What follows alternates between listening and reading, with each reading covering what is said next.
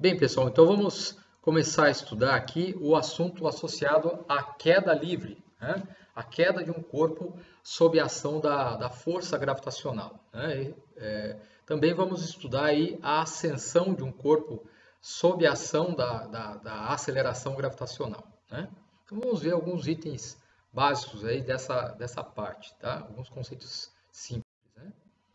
Então, primeiro eu vou falar aqui um pouco sobre a gravitação introduzida por Aristóteles, né? Todo mundo pensa que a gravidade ela surgiu apenas com as ideias de Newton, né? Mas o conceito de gravidade já existia antes mesmo de Newton, né? Ele apareceu aí basicamente a partir de Aristóteles, que introduziu pelo menos até onde eu conheço, né, ele introduziu essa ideia. Pode ser que outra pessoa tenha introduzido, né, mas os primeiros registros aí que você vê na física da palavra gravidade, gravitação, né, gravidade, você vê aí nos escritos do Aristóteles, tá?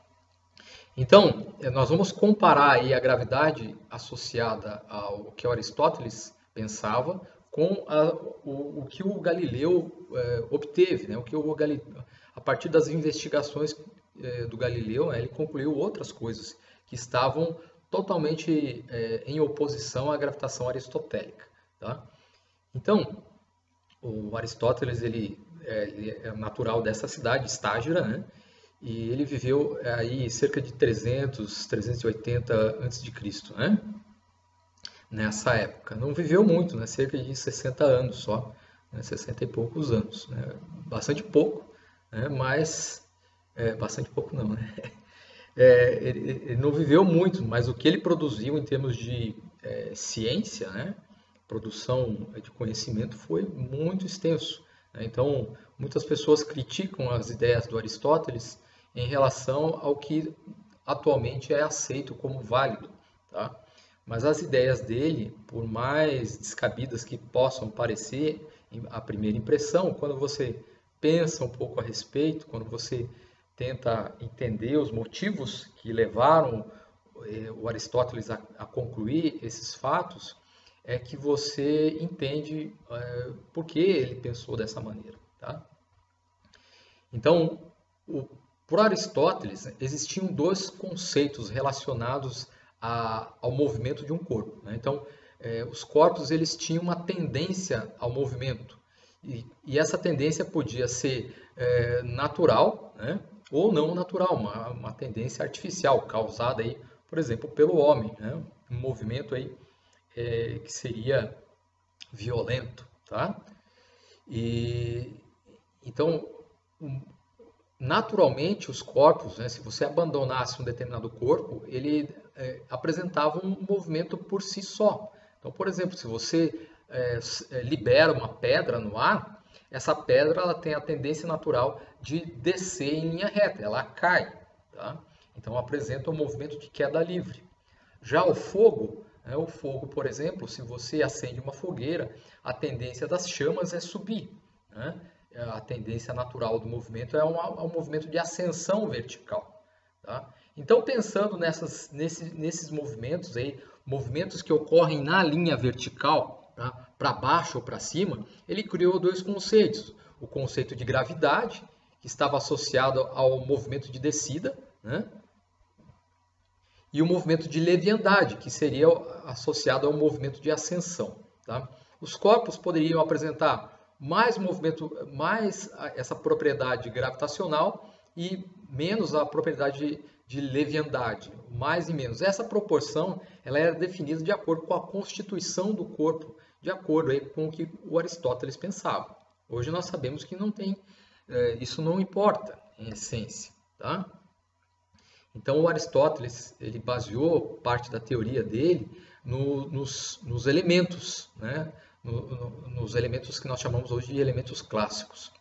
As teorias do Aristóteles elas chegaram até os nossos dias por meio aí desse chamado Corpus Aristotelicum, né? Que é um manuscrito, né?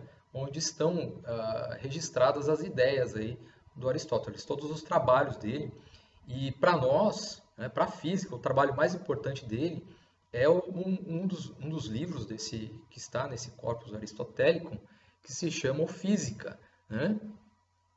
É o livro de física do Aristóteles, tá? Então, essas ideias estão lá aqui. Na verdade, eu tinha mostrado aqui o corpus aristotélico em latim e aqui está em grego, né? E vejam que ele se baseava aí nos elementos básicos, nos elementos alquímicos aí, né? Então, antes as pessoas pensavam que tudo era feito de 4 elementos: ar, fogo, água e terra, né? E a partir desses elementos você poderia compor outros, né?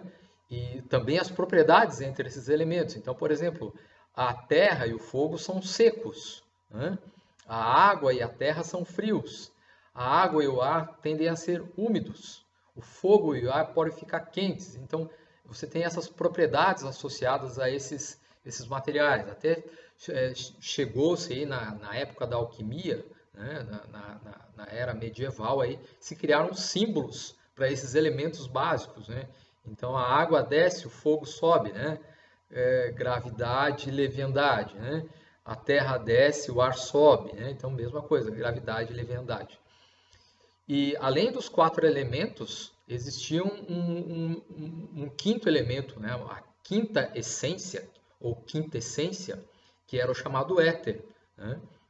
Que estava além, né, da matéria terrena. A matéria terrena era formada aí por esses elementos básicos, 4 elementos básicos. A matéria que estava além das esferas celestes, aí a chamada matéria etérea, seria aí o quinto elemento, né? Hoje nós ouvimos essa palavra também na física atual, aí a palavra associada a uma quinta essência ou uma quinta força da natureza. Hoje nós sabemos, fazendo um paralelo aqui, né, de teorias, né? Antigamente as pessoas pensavam que existiam 4 elementos para formar todos os corpos, todas as substâncias. Hoje nós não pensamos muito diferente. Nós pensamos que existem 4 forças da natureza que fazem que promovem toda a dinâmica de ação entre os corpos, tá? E existem teorias que falam em uma quinta força da natureza, uma quinta essência, tá? Então tudo vem dessa nomenclatura aí, original aí, tá? Existiam em outras culturas existiam também formulações semelhantes. Então, por exemplo, os chineses, eles tinham aí o esquema de elementos chamado Wu Xing, né? Que tinha aí o fogo, a terra, a água, mas não tinha o ar, tá? Tinha o fogo, a terra, a água, e além desses eles consideravam o metal e a madeira como constituintes básicos, tá? Então os chineses pensavam dessa forma, outros indianos pensavam, também tinham algo semelhante, então tudo girava em torno desses elementos.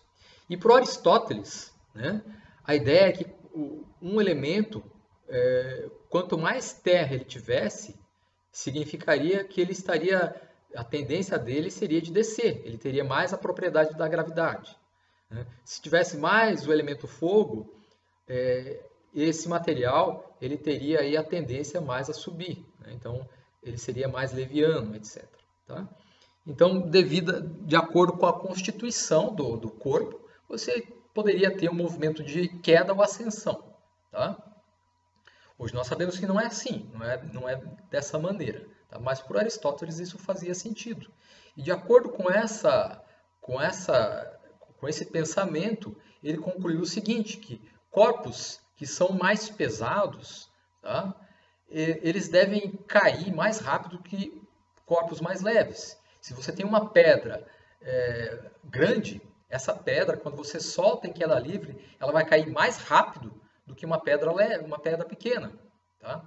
Então, pelo critério aí de proporcionalidade do movimento, o Aristóteles imaginou que esse movimento ele deveria ocorrer também dessa maneira. Se o corpo é mais pesado, ele cai mais rápido; se ele é mais leve, ele cai mais lentamente, tá? Hoje nós sabemos que isso não é verdade. Nós já vamos ver aí que não é bem assim que acontece, tá? Mas o Aristóteles ele tinha aí um motivo para acreditar nisso, porque para ele considerava que o movimento ocorria o movimento de queda não era essencialmente livre, mas ele ocorria dentro de um fluido. No caso, o fluido, né, se você solta uma pedra, ela está se movimentando no ar. Tá? Então, é elemento terra se movimentando ao longo do ar. Né? E aí, se o meio pelo qual ocorria essa queda, né, esse movimento vertical, ele era mais denso ou menos denso, você teria uma diferença de acordo aí com o peso do corpo. Tá? Hoje nós sabemos que não é assim. Então vamos ver aí o que está errado na gravitação aristotélica. Tá? Os corpos mais pesados não caem mais rápido do que os mais leves. Vamos ver aqui. Então isso foi visto aí pelo experimento de Galileu. Né? Vocês já vão entender essa foto aí no final, vocês vão ver o que significa essa foto. Tá? Então o Galileu, nós vimos aí nas últimas aulas que ele utilizando o movimento, estudando o movimento em planos inclinados, ele conseguiu determinar aí que a gravidade, a força associada, na verdade ele não pensava em força, ainda não tinha essa noção de força, mas ele sabia que a gravidade terrestre, né, puxava os corpos para baixo. E esse movimento associado a essa queda, a essa descendência, esse movimento descendente para baixo, é um movimento acelerado. Tá? E ele conseguiu determinar essa aceleração por meio dos experimentos dele, né? Fazendo tabelas naquele plano inclinado que eu mostrei para vocês. Tá? E um dos experimentos que foram feitos além do plano inclinado, né, um experimento famoso, foi o experimento da Torre de Pisa. Tá? Então essa é a Torre de Pisa, a torre inclinada, e segundo conta a lenda, né, essa lenda foi aí emanada aí por Vincenzo Viviani, né, que trabalhava, se não me engano, trabalhava com Galileu, vocês podem pesquisar, não lembro mais. Vincenzo Viviani, né, ele espalhou aí que o Galileu fez esse experimento, tá, e na Torre de Pisa. Né, que experimento era esse? Ele soltava dois objetos do alto da torre, um pequeno, um leve e outro pesado, né, soltando dois, vamos supor aí, duas esferas, uma pequena, uma leve e uma pesada, né, ele verificava que os dois objetos caíam ao mesmo tempo e chegavam juntos aqui no chão. Então, soltando um objeto leve e um objeto pesado, os dois caíam na mesma taxa de aceleração, no mesmo movimento de aceleração, e chegavam juntos. Tá? Hoje, não se sabe se o Galileu fez realmente esse experimento, porque ele não foi, pelo que consta, não foi relatado em nenhum dos trabalhos dele. Ele não escreveu isso explicitamente, que esse experimento tenha sido feito. Tá? Então, eu vou explicar aqui mais ou menos como ele concluiu isso, matematicamente, tá? Usando aí a lógica. Né? Então, de acordo com o Galileu, né? Então vamos supor aí que eu tenho, aqui eu tenho o chão, né? Nessa região eu tenho a ação da gravidade, tá? E eu tenho dois corpos aqui, um de massa pequena e outro de massa maior. Peso pequeno e peso grande. Aqui eu não estou diferenciando o que é peso e massa ainda, tá? Depois nós vamos ver isso quando eu introduzir as leis de Newton, tá? Mas vamos, por enquanto, aí no linguajar diário, nós acabamos confundindo as palavras massa e peso. Mas na física essas palavras são diferentes. Por enquanto, aí vamos pensar aí, de maneira similar, né? Os dois são similares, tá? Mas para nós, depois, o peso é uma força e a massa é a quantidade de matéria, está associada à quantidade de matéria. Então, eu tenho um corpo aqui de massa pequena e outro de massa grande. Segundo o que Aristóteles dizia, que deveria acontecer? O corpo de massa maior deveria cair mais rápido. Então, se eu soltasse a massa pequena, ela deveria cair mais lentamente que a massa maior. Tá? A massa maior cairia mais rápido. Por outro lado, por meio do experimento de Galileu, o que se percebeu? Que os dois caem juntos. Tá? Então, o experimento de Galileu contradiz completamente o que o Aristóteles disse a respeito da queda dos corpos na ação da gravidade.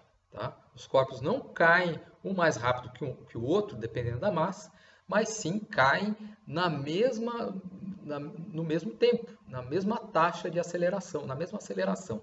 Tá? Ok? E aí o Galileu fez essa conclusão da seguinte maneira. Então vamos supor aí, né? Então aqui de novo, né? Aqui eu coloquei meu xará aqui, cabelo comprido, né?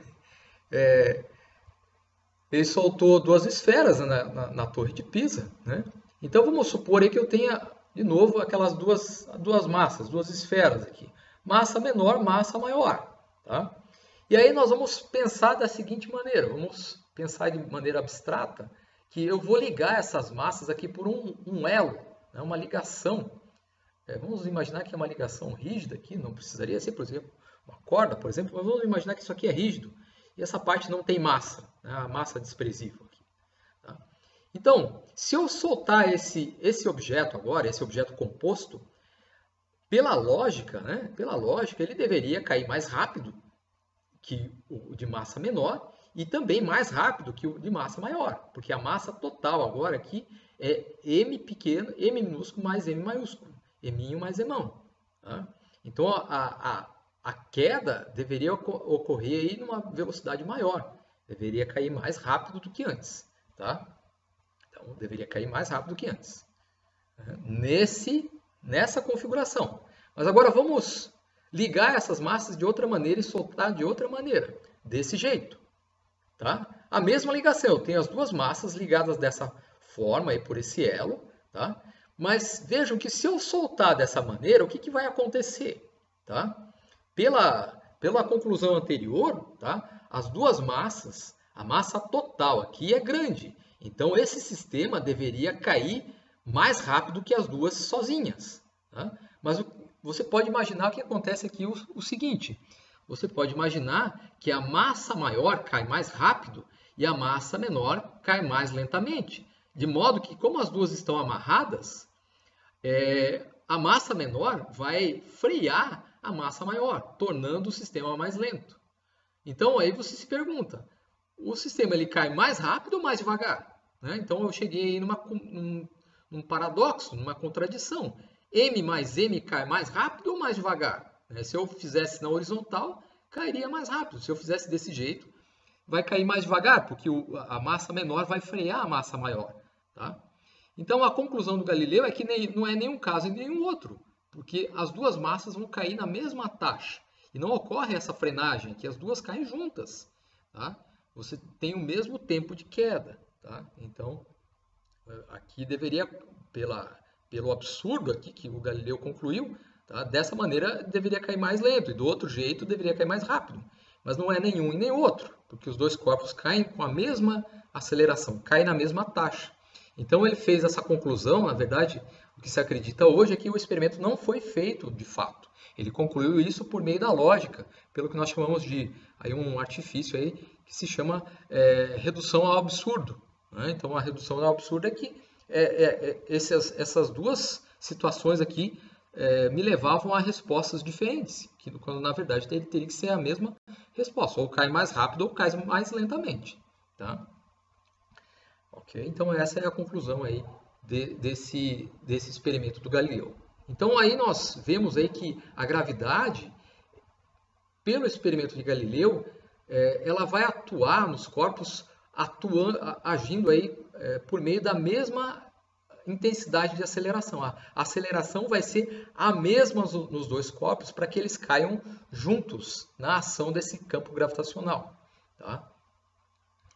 Então, nós vamos assumir, né, a partir de agora, que essa aceleração, como nós medimos aí no laboratório, né, em física, nós medimos que essa aceleração é 9,81 metros por segundo ao quadrado. Tá? Normalmente as pessoas arredondam isso aqui para 10 metros por segundo ao quadrado. Na física nós não fazemos isso, tá? Na física e na engenharia nós não fazemos isso, tá? Nós consideramos aqui o valor próximo do que é medido de fato, tá? Na verdade esse valor varia de ponto para ponto, tá? Varia, então, por exemplo, aqui em Blumenau você vai encontrar um valor aí, por exemplo, 9,78, 9,76, etc. Você vai encontrar um valor diferente de acordo com o lugar, com o local na Terra que você está. Mas em média, aí, nas posições aí no globo terrestre, você tem uma aceleração que é dessa ordem aqui, 9,81 metros por segundo ao quadrado. Já vou explicar, depois eu vou explicar o que significa essa aceleração da gravidade, tá? O que isso representa, tá? Não vamos arredondar aqui para 10 metros por segundo ao quadrado. Se vocês me vierem aí fazendo os exercícios com 10 metros por segundo ao quadrado, eu já vou dar errado e, cara, é 9,8, né? Não arredondo, tá? Não é um número para se arredondar. Às vezes esse 1 aqui o pessoal tira, né? Só deixa 9,8, mas 10 não. 10 é lá no ensino médio, né? Se vocês forem dar aula, vocês vão dar aula. Se forem dar aula no ensino médio, aí tudo bem vocês usarem 10, porque o pessoal está mais... Mas tem um valor, vamos usar o valor que é dado, tá?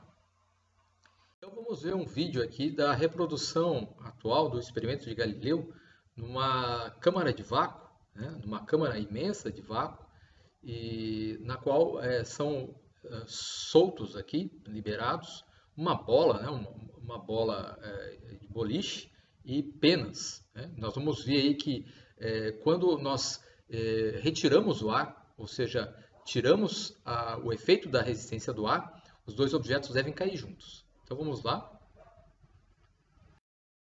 Vamos lá. This is NASA's Space Power Facility near Cleveland, Ohio, and it is the world's biggest vacuum chamber. It's used to test spacecraft in the conditions of outer space, and it does that by pumping out the 30 tons of air in this chamber until there are about 2 grams left. And it's kind of got an eccentric construction, which is part of its history. It was built in the 1960s as a nuclear test facility to test nuclear propulsion systems, and that meant that they built it out of aluminium to make the radiation easier to deal with. Aluminium is not the best thing, the strongest material to build a vacuum chamber out of. So they built an outer concrete skin, which is part radiation shielding and part an external pressure vessel, so that this thing can take the force that's present on the outside when it's pumped out to the conditions of outer space.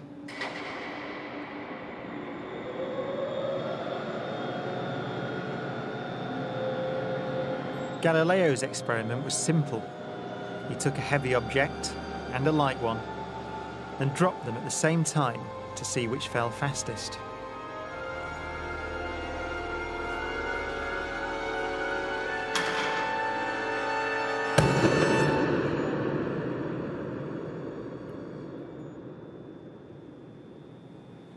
Now in this case, the feathers fell to the ground at a slower rate than the bowling ball because of air resistance.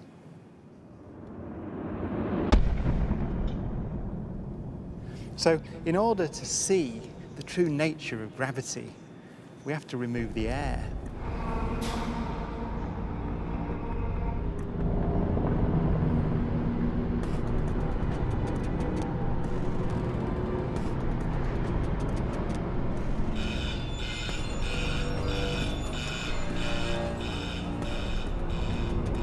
It takes 3 hours to pump out the 800,000 cubic feet of air from the chamber. Okay, we dropped 2 millitorr in the last 30 minutes. But once it's complete, there's a near perfect vacuum inside. 6104 manual, 10% open. Station 1, go for drop. PCV 30-1, pressure set point at 240 psi. We are go for drop. 10, 9, 8, 7, 6, 5, 4. Cameras on. 2, 1. Release.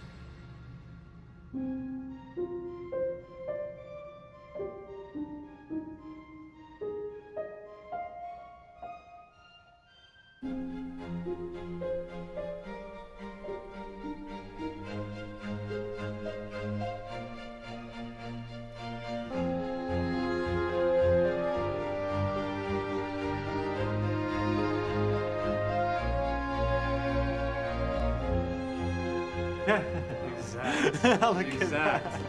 They came down exactly the same. Wow. Look. Watch right there. Look at how they hit right there. Exactly. You're back on the side. Exactly the same. Feathers don't move, nothing. Look at that. That's just brilliant.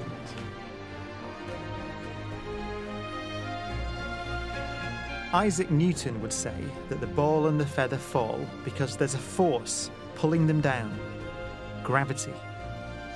But Einstein imagined the scene very differently. The happiest thought of his life was this.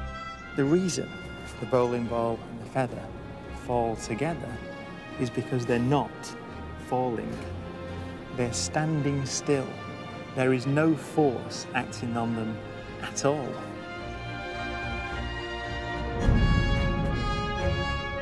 He reasoned that if you couldn't see the background, there'd be no way of knowing that the ball and the feathers were being accelerated towards the Earth. So he concluded they weren't.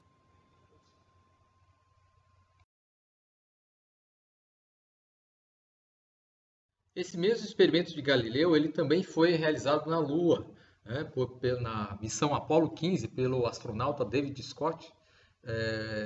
Ele lançou, né, ao mesmo tempo, soltou um martelo e uma pena, né, e devido à baixa pressão existente na Lua, cerca de 10 a menos 14 torr, né, o torr é a unidade de pressão 1 milímetro, que é igual a 1 milímetro de mercúrio, você tem aí uma resistência do ar muito baixa, de modo que os dois objetos caem ao mesmo tempo. Então, verificando aí o experimento de Galileu. Então, vamos ver aí o vídeo, né?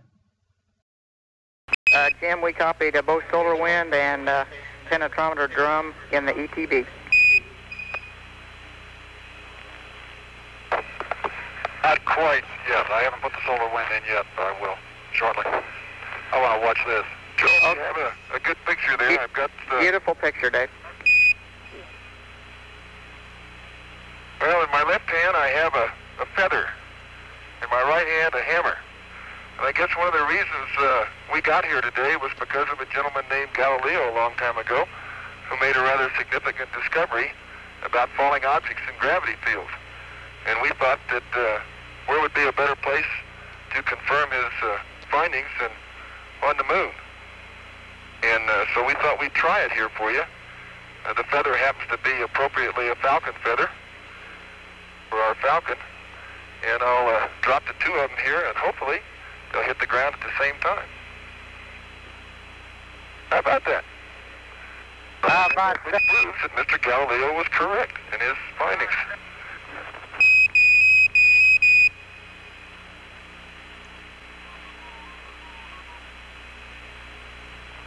Superb.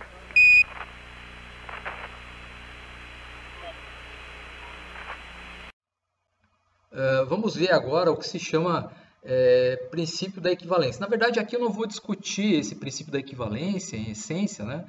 Eu só estou citando aqui, mas a parte importante aqui é o experimento do Galileu, né? Atualizado aqui, né? Nós vimos aí que ele fez lá na Torre de Pisa, e nós vimos ali dois exemplos, esse experimento sendo feito na Lua e numa câmara de vácuo ali, imensa, né? Mas esse experimento ele foi feito aí também por um satélite recentemente aí, não lembro o ano, acho que é 2012, se não me engano, 2017, alguma coisa assim. E esse satélite ele fez essa medida, tá? Então como é que foi feito esse experimento, tá? Então aqui nesse satélite tinham dois cilindros concêntricos, um interno e outro externo, tá?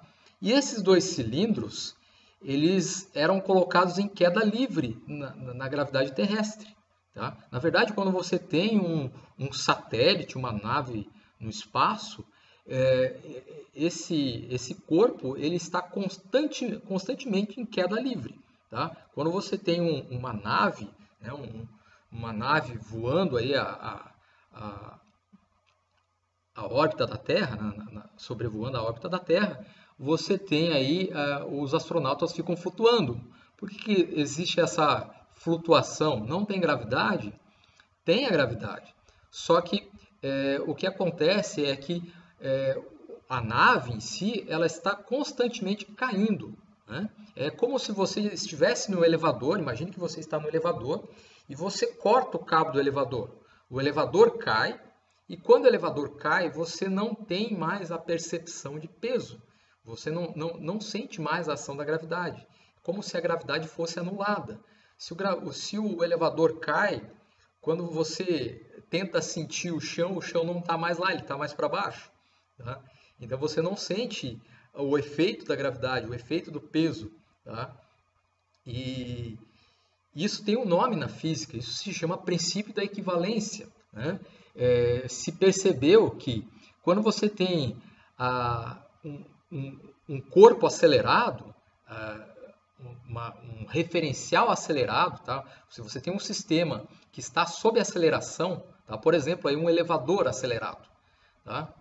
Então, se você acelera um elevador, você não tem como diferenciar esse movimento de aceleração do elevador, tá? De um movimento de queda num campo gravitacional. Então, você poderia, vamos supor que você está no elevador. Você corta o cabo do elevador e ele cai na gravidade. Então, você vai flutuar lá dentro. Você vai ter aí a sensação de imponderabilidade, a sensação de falta de peso dentro desse elevador, como se não existisse gravidade. Tá? Então, dentro do elevador você vai ter essa sensação de imponderabilidade aí quando o elevador cai no campo gravitacional. Mas se da mesma maneira você, no espaço, você tomasse um elevador e acelerasse ele numa certa direção, na direção dos pés, né, o que aconteceria é que você teria a mesma sensação. Tá? E de modo que você não, estando dentro do elevador, flutuando, você não conseguiria saber se ele está caindo na Terra, se ele está caindo no campo gravitacional, ou se o elevador está sofrendo uma aceleração de uma outra origem. Então, daí surgiu a ideia de equivalência, né? Que um referencial acelerado, tá? Um referencial acelerado, ele é equivalente a um campo gravitacional. Tá? Então, isso é importante aí no que nós chamamos na relatividade geral de Einstein. Tá? Aqui eu não vou falar muito sobre isso, não é o tópico dessa aula, mas aqui eu citei, né, porque é relacionado. Tá? Então, nesse experimento desse satélite microscope, né, nós tínhamos aqui dois tubos, tá, dois cilindros, o mais interno, agora eu não consegui ver o artigo, não consegui abrir o artigo, mas se não me engano o interno era de ródio, titânio, né, uma liga, tá? E o externo de titânio platina. Tá? De modo que, soltando esses dois corpos, então esse corpo, esse cilindro em queda livre, esse outro cilindro maior em queda livre, o mais interno é mais denso, tá? É mais pesado. Tá? Então, de acordo com Aristóteles, ele deveria cair mais rápido, né? Mas nós sabemos que tem que cair juntos. Né? Então, medindo por meio de sensores, né, aqui está a representação dos sensores, medindo essa queda relativa entre os sensores, se percebeu que uma discrepância, uma diferença no movimento relativo aí, seria da ordem de 1 em 10 a 14, ou 10 a menos 15, uma parte em 10 a 15, tá? Uma parte em 10 a 14 aí, de diferença. Tá? Então, uma diferença muito pequena. Quando os dois caem, eles caem juntos, tá? Juntos dentro desse grau de precisão. Então, esse experimento do Galileu, ele foi realizado até esse grau de precisão. Nós temos essa medida aí, e isso está associado a essa equivalência, ao princípio da equivalência, que os dois corpos têm que cair na mesma aceleração, na mesma taxa. Tá? Depois vocês podem procurar mais aí sobre esses dados. Eu não consegui abrir o artigo porque, como eu estou fora aí da universidade, por causa da quarentena, então eu não tenho a licença para abrir aí na revista. Mas depois que voltar, nós conseguimos visualizar. Bom, além disso, foram feitas medidas aí da gravidade terrestre, do valor da aceleração da gravidade, do valor do G, né, com instrumentos. Né? Por exemplo, né, uma das medidas que foram feitas aí foi utilizando dois satélites, um par de satélites aí chamados de Grace. Né? Esses satélites produziram um mapa do campo gravitacional terrestre, mais especificamente do que nós chamamos anomalias do campo gravitacional. Porque o campo a aceleração da gravidade é praticamente a mesma em todo, ela varia muito pouco ao longo do planeta. Ela vai ter uma variação maior nos polos e no Equador, né, porque a Terra ela não é esférica essencialmente, mas ela é achatada nos polos. Então, devido a essa diferença aí e também ao movimento de rotação da Terra, a aceleração centrípeta, você tem diferenças aí no valor do G, tá? Mas fora essas influências, nós temos aí variações mínimas no valor da aceleração da gravidade que nós chamamos de anomalias. Então aqui está esse gráfico, né? Ele mostra aqui essa variação, né? Para mais e para menos. Só que aqui a escala não está em aceleração em metros por segundo ao quadrado. Nessa área aí de gravimetria, tá? Se utiliza uma outra unidade que é a chamada Galileu. Tá? Um Galileu, tá? É igual a 1/100º de metro por segundo ao quadrado. 0,01 metro por segundo ao quadrado. Essa escala aqui, mais 100, menos 100, está em miligalileu. Tá? E miligalileu seria esse número dividido por 1000. Tá? Ou seja, eu acrescento mais 3 casas aqui. Então, 1 miligalileu em metros por segundo ao quadrado seria dessa ordem de grandeza de aceleração. Então, vejam a precisão com que é medida a aceleração da gravidade, né? Ela é medida nessa ordem, nessa casa decimal aqui. Tá? Então, diferenças muito pequenas aí, que correspondem a essas anomalias. Tá? Um problema que eu fiz uma vez uma lista de exercício foi a respeito aí por exemplo, do pré-sal, né? Daquela reserva petrolífera que tem aqui na região do Atlântico, aqui próximo ao Brasil, tá? E normalmente essas reservas de petróleo submarinas, elas estão associadas aí à existência de oceanos antigos. E esses oceanos antigos tinham aí depósitos primários de sal, né? Por isso se chama pré-sal. Tá? Então, nessa região do pré-sal, você tem uma anomalia do campo gravitacional. Você consegue, aqui nesse mapa ele está muito grande, não dá para ver, mas se você pesquisar aí na internet um mapa com uma resolução nessa região, tá?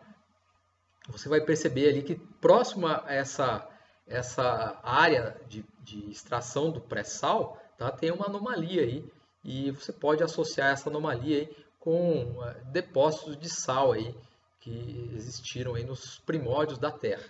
Tá? Okay? Então vamos considerar essa outra unidade, aí, o Galileu. Tá? Bom, aqui tem uma animação, né, da Terra, das anomalias do campo gravitacional terrestre, tá? Bastante aí, aumentadas. Aí. Então, aqui as anomalias, o valor das diferenças do campo gravitacional foram ampliadas muito aqui, tá? De maneira que isso aqui não é real, isso aqui não é a forma da Terra, tá? Cuidado, não confunda, isso aqui não é a forma do planeta. A forma do planeta seria um outro gráfico, uma outra animação. Tá? Isso aqui são os pontos maiores, mais altos e mais baixos, são lugares onde eu tenho maiores ou menores discrepâncias aí no campo gravitacional terrestre, aí, de acordo aí com essas anomalias. Tá? Então, você tem esse resultado aí obtido por aqueles satélites. Né? Aqui embaixo eu coloquei uma fórmula, né, que, de certo modo, modela, um modelo de como você poderia calcular matematicamente a aceleração da gravidade, de acordo com a posição que você está na Terra. A posição que você está na Terra depende aí da latitude que você está, a latitude φ que você está. Né? Se você está próximo ao Equador ou próximo ao Polo, você vai ter aí uma certa latitude. Tá? E de acordo com essa latitude e com a altura que você está, por exemplo, se você está no Everest, que ele vai passar aqui, ó, o Everest está aqui, ó, nessa região em vermelho aqui. Então, nessa região tem uma anomalia, ó, vocês podem perceber, ó, o Everest aqui em cima da Índia tem uma anomalia, tá? E, em essência, quanto mais longe você está do centro da Terra, menor o campo gravitacional, tá? Menor o campo gravitacional por essa equação aqui, tá? Então, essa equação ela modela aí o valor da aceleração da gravidade médio, tá? Não é associado a essas anomalias. Essas anomalias são pequenas variações, são variações muito pequenas dentro desse valor geral, tá? Que nós temos, tá? Mas, em essência, quanto mais longe do centro da Terra você está na superfície, estando na superfície, veja que a Terra não tem sempre a mesma distância até o centro. No polo, você está mais próximo do que estaria aí no Equador. No Equador, você está mais distante do centro do que quando você está no polo, tá? Porque a Terra é achatada. Então, isso me dá variações na aceleração da gravidade de acordo com a latitude que você está, a latitude φ, e a altura também aí do relevo que você se encontra, tá? Aqui um mapa gravimétrico das anomalias do campo gravitacional da Lua, né? Então vejo que aqui a anomalia é muito menor aqui, né? Desculpe, da mesma ordem aqui, né? Lá nós vimos ali que a anomalia na Terra era de mais 100 a menos 100, aqui já vai de menos 300 a mais 300. O campo lunar ele tem uma variação maior hein, dentro dessa escala de anomalia. Tá? Então aqui esse campo gravitacional lunar. A aceleração da gravidade ela pode ser medida por diversas maneiras. Em geral, no laboratório de física, nós fazemos um experimento com um pêndulo. Né? A oscilação de uma massa pendular ela depende da aceleração da gravidade. O tempo de oscilação, né? O período de oscilação de um pêndulo, o vai e vem desse pêndulo, depende aí da gravidade. Então, por meio desse tempo medido, nós calculamos a gravidade. Tá? E dá um valor razoável. Né? Se você faz o experimento cuidadosamente, você obtém um valor de uma certa precisão. Para você obter um valor mais preciso, você pode utilizar esse instrumento que os geólogos utilizam, que é chamado de gravímetro. Tá? Chama-se, tecnicamente, gravímetro astático. Tá? Então, um exemplo de um gravímetro seria, nessa configuração, ele tem uma barra aqui, uma barra que é articulada nesse ponto, e você tem essa massa. Tá? E se a aceleração da gravidade é maior ou menor, essa massa ela vai ser puxada para baixo com uma força gravitacional maior ou menor. E essa força vai fazer com que essas molas estirem mais ou menos. Essa mola em verde aqui, quando ela é fabricada, tá? Ela é pré-estirada na fábrica, de tal maneira que ela vai servir como referência nesse instrumento. Tá? Então, quando você está numa certa posição, né, você tem aí o zero. O zero seria, vamos supor, essa barra que balança, assim, esse balancinho, tá? Ela está na horizontal. Mas quando você coloca em uma região onde tem aceleração da gravidade maior, essa barra ela vai descer, a massa vai ser puxada mais intensamente. E aí essa mola vai esticar. Mas para compensar o estiramento dessa mola, você ajusta esse parafuso, de modo que você restaure a posição original. E pelo ajuste desse parafuso, esse parafuso graduado, você tem, aqui está aparecendo, né, esse parafuso aqui, ó, ajustando esse parafuso, você vai ter o valor aí da aceleração da gravidade medido. Tá? Mais ou menos como funciona. Não é tão simples. Aqui eu coloquei de maneira tentar simplificar a coisa.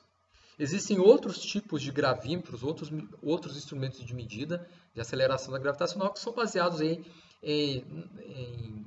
reflexões da luz, né? Por exemplo, por laser ópticos, né? Ou por interferometria. Né? Hoje em dia o que se faz até é interferometria atômica. Né? Também é uma medida de última geração para você obter valores muito precisos da aceleração da gravidade. Tá? Eu não pesquisei tudo aqui acerca, né? Eu não entendo muito disso, vocês podem, por conta própria, pesquisar se tiver interesse, né? É bastante interessante, né? Bom, então vamos ver aí a queda e a ascensão livre, já que agora nós entendemos que a Terra produz um campo gravitacional e esse campo gravitacional atua nos corpos com a mesma intensidade de aceleração. A aceleração vai ser a mesma, g, cerca de 9,8 metros por segundo ao quadrado. Tá? E essa aceleração vai atuar tanto quando o corpo está caindo, quanto quando ele está subindo. Né? Vamos ver isso. Tá? Então, vamos supor aí que eu tenho um corpo em queda. Vamos considerar a queda primeiro, depois eu falo sobre a ascensão. Então, para considerar o movimento na vertical, sendo ou de queda ou ascensão, esse movimento na vertical nós vamos representar aqui por um eixo de coordenadas, pelo eixo Y. Tá? Aqui eu representei esse sistema de coordenadas apontando para cima, certo? Mas ele poderia, de maneira equivalente, também apontar para baixo. A escolha do sistema de coordenadas é feita pela pessoa. Você pode escolher como você pretende. O resultado que você obtém tem que ser independente dessa escolha. Tá? Então vamos supor que eu estou escolhendo o eixo para cima. Aqui está o chão, a representação da superfície da Terra. Então a gravidade ela vai puxar os corpos para baixo. Eu vou ter uma aceleração que vai ser representada por um vetor aceleração. E esse vetor, nesse sistema de coordenadas aqui, a intensidade dessa aceleração é g, 9,8 metros por segundo ao quadrado. E esse vetor ele está contra o eixo de coordenadas, o eixo y. Veja que o eixo y ele é representado pelo versor j, tá? Direção dada aí pelo vetor unitário j. E a aceleração da gravidade ela é contrária ao eixo, por isso tem esse sinal negativo. Se por acaso eu tivesse colocado esse eixo, em vez de apontar para cima, ele apontasse para baixo, esse fosse o meu sistema de coordenadas, não teria esse menos, teria um sinal mais, porque aí a aceleração da gravidade estaria a favor do teu sistema de coordenadas. Tá? E aí, nesse problema, você considera a queda de um corpo, por exemplo, uma maçã. Vamos supor que essa maçã ela vai cair. O que a gravidade vai fazer? Então, no primeiro segundo, vamos supor aí que eu solte a maçã da velocidade inicial 0. Tá? Então, depois de 1 segundo, quanto vai aumentar a velocidade? A velocidade vai aumentar de 0 metros por segundo para 9,8 metros por segundo. Então, no primeiro segundo, aumenta 9,8 metros por segundo. No segundo segundo, também aumenta 9,8 metros por segundo. E a velocidade vai ser o dobro disso. Né? No terceiro segundo vai ser o triplo, no quarto segundo o quádruplo, etc. Então, a taxa de aumento da velocidade é sempre de 9,8 metros por segundo em 9,8 metros por segundo. Aumenta a cada segundo 9,8 metros por segundo. Tá? Então, por isso que a aceleração da gravidade tem essa unidade, 9,8 metros por segundo ao quadrado. Ou, falando de outra maneira, 9,8 metros por segundo a cada segundo. Então, no primeiro segundo, aumenta de 0 para 9,8. No segundo segundo, de 9,8 para o seu dobro, do dobro para o triplo e assim por diante. Tá? E aí nós vamos ver o corpo se movimentando cada vez mais rápido. Ele cai, começa caindo devagar e vai acelerando. Cai, né, lentamente, a velocidade é pequena, depois a velocidade aumenta e vai aumentando a velocidade. Ele cai cada vez mais rápido. Tá?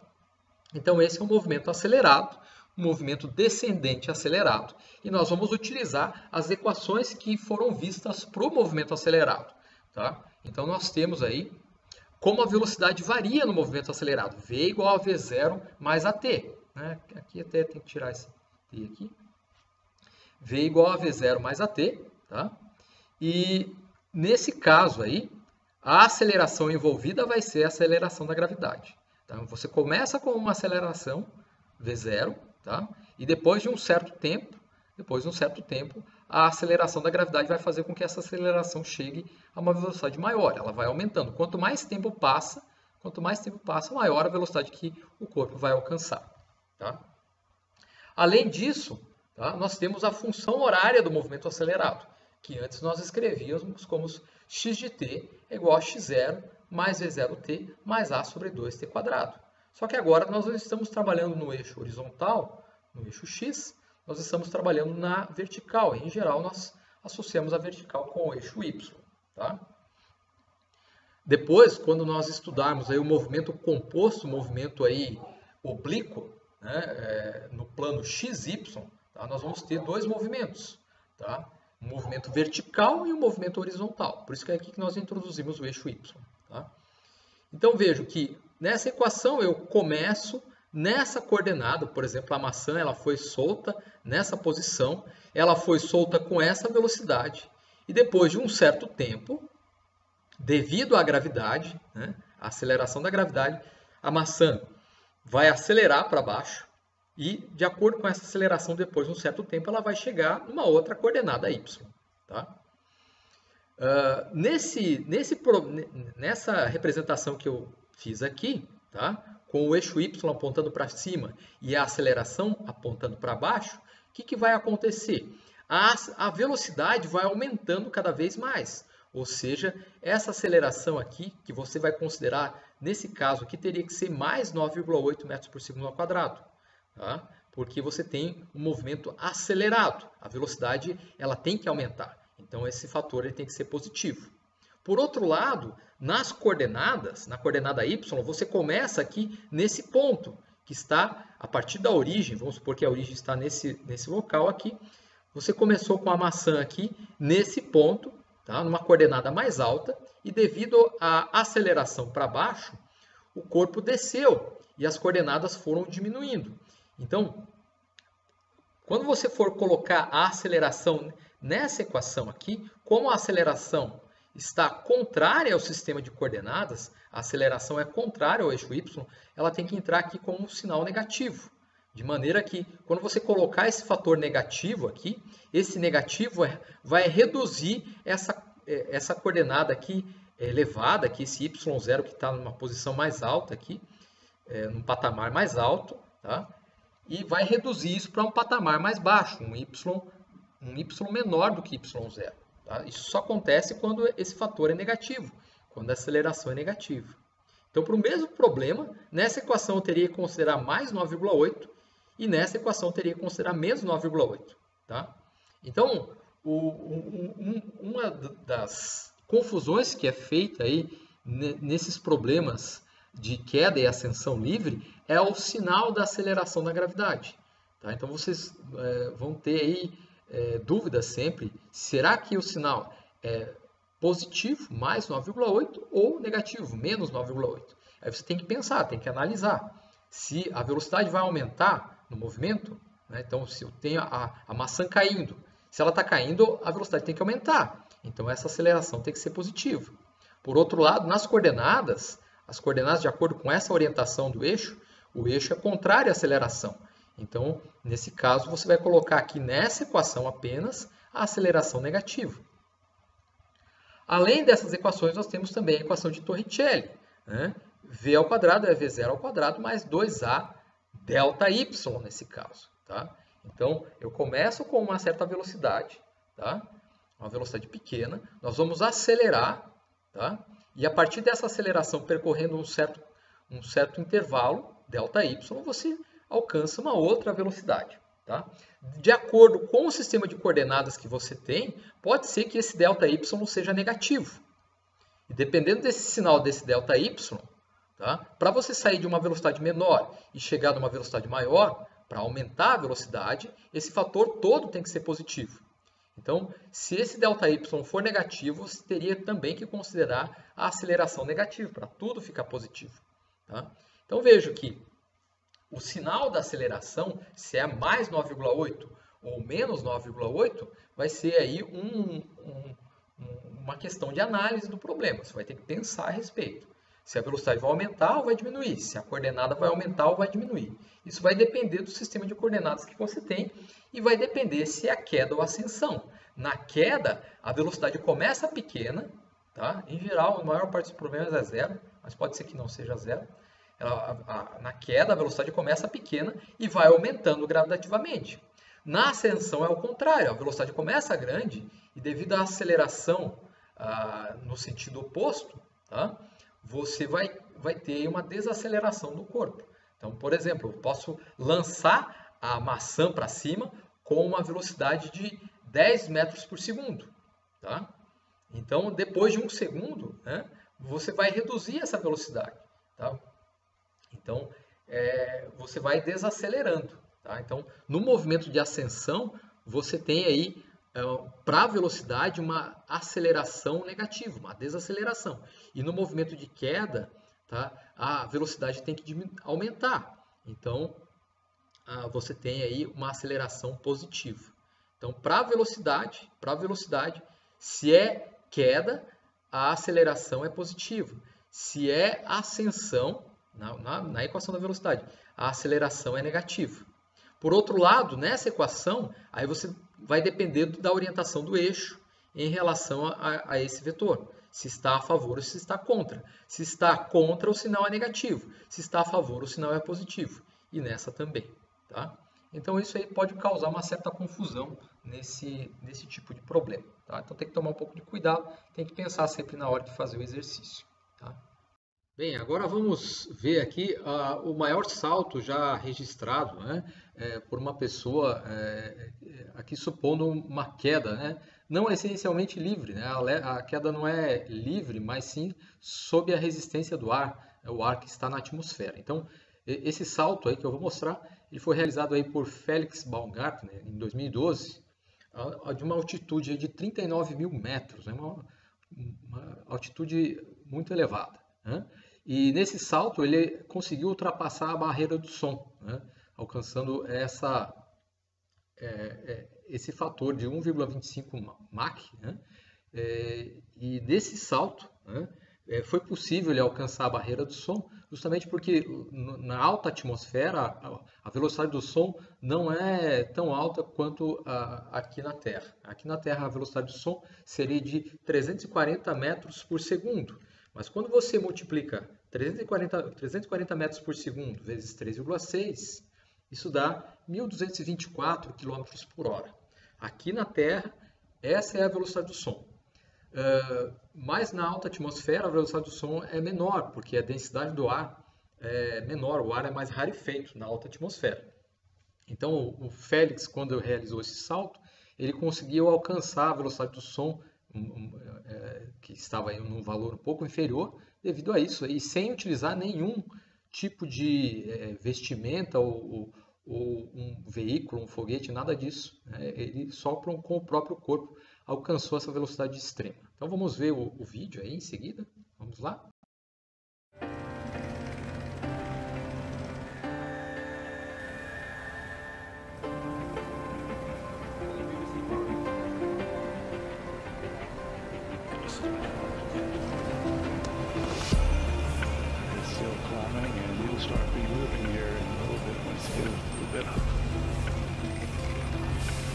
Release. If you're scared, walk away, 'cause there's no need to feel ashamed. Yeah, we all feel the same. Where's your passion? Where's your fighting?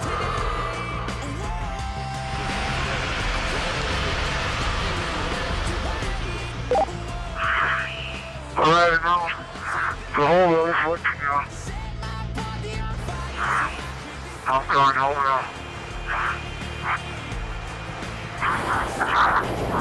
Chopper away.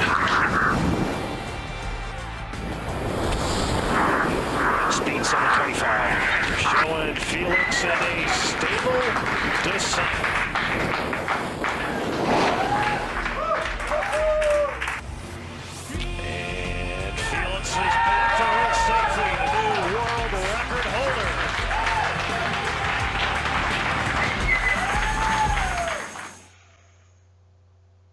Ok, pessoal, então eu espero que vocês tenham gostado da aula e aproveitado aí o tópico sobre queda livre.